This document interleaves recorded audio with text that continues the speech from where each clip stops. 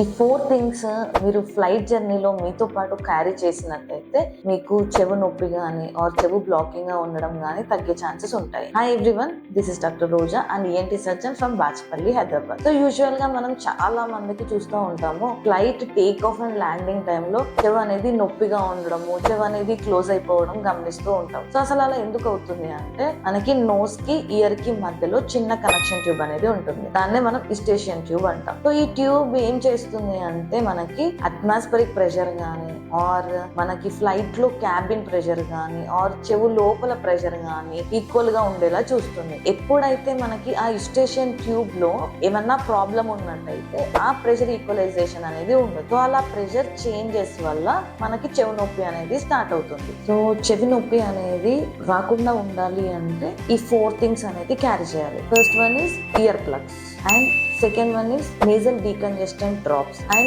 third one is small water bottle, and fourth one is candy or chewing gum. So ఈ 4 things carry చేయడం వల్ల మనకి ear pain అనేది ఎలా తగ్గుతుందో నెక్స్ట్ వీడియోలో చూద్దాం.